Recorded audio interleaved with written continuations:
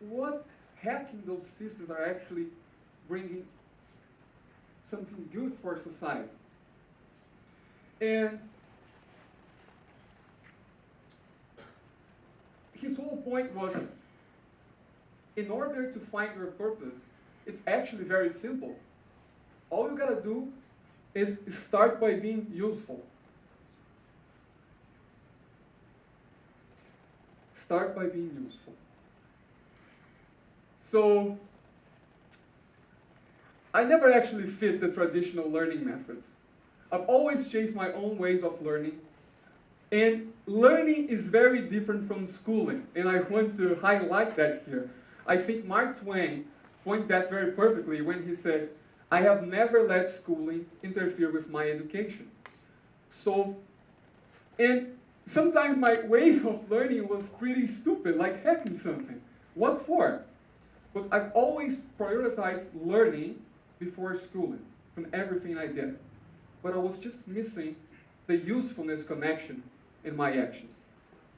So 4 years later, I came across to that situation in Brazil when I saw this father begging for help for his child who was seeking for medical treatment. And like this father, there were many other children, many other fathers in that situation seeking for urgent health treatment. So I thought, wait a minute. I guess that's my chance of being useful now. I can help somehow. So I can go, I can learn how to code, I can create a platform, I can connect those fathers with donators, and I did. I founded an NGO named STH, and we've done impressive work so far. We ran international media, we got 100 volunteers, we raised 100K Brazilian reais, and we helped over 50 children who need crucial health care. That moment, I think I realized that, I just didn't wake up one day and said, hey, I found my purpose. It's helping children. It just doesn't happen that way. I think some people just sit down and magically wait for their purpose to come. And it won't come. I've never thought I would be helping children, and yet I'm helping dozens of them every day. So, in order to find your purpose, all you gotta do is to focus in those two questions. And the first one is, what am I learning? The second is, for whom am I being useful?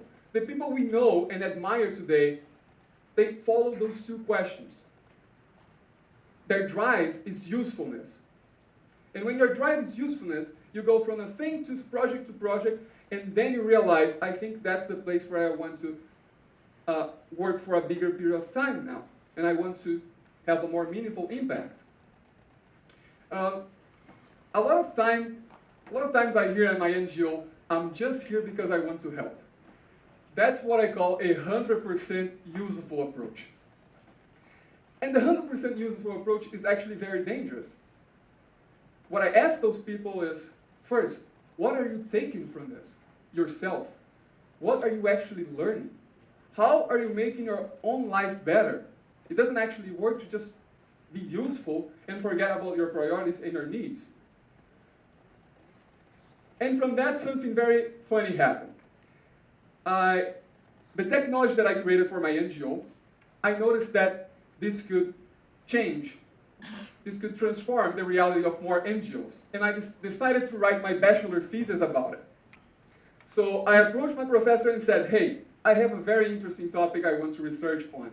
It's blockchain technology applications for financial transparency in nonprofit organizations.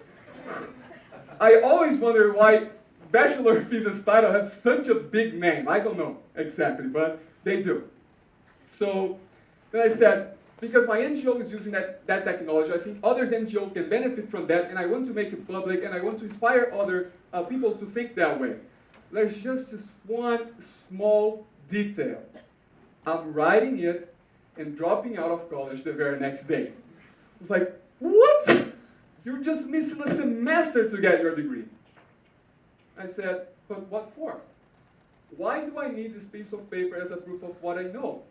If I kept being there, I wouldn't be useful for my university this one semester. I wouldn't be useful for myself, I wouldn't be useful for others. So then, he accepted my terms, I wrote it, I published it, with that dedication for Alexandra Yarotska, which is actually my girlfriend, who encouraged me to write my bachelor thesis and drop out right after. I still don't know how they accept that, but it's there. You can check out in their website. Why did I highlight this here? Because the conditions are very important.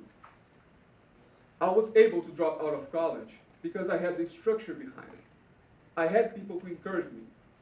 Family, friendships, relationships. I know that it's not simple as that you're unsatisfied with your major and just saying, okay, I'm dropping out, right? Some people can't do that because they don't have the proper conditions to do that. So in order to be useful, remember about your needs. Remember about yourself in that process.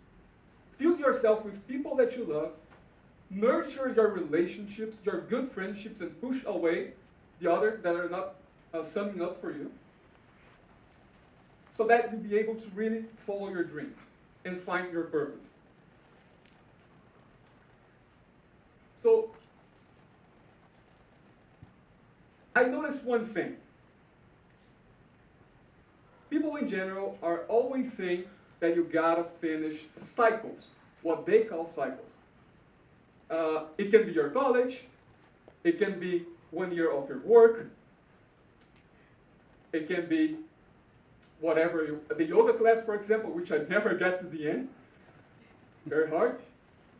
But those cycles might not even exist, right? They are this fictional creation to keep you doing what you already know you didn't want to be doing. So if you know you want to sell good tapioca, why not going there and selling the best tapioca ever? If you know engineering is not your thing, why not seeking for another thing, right?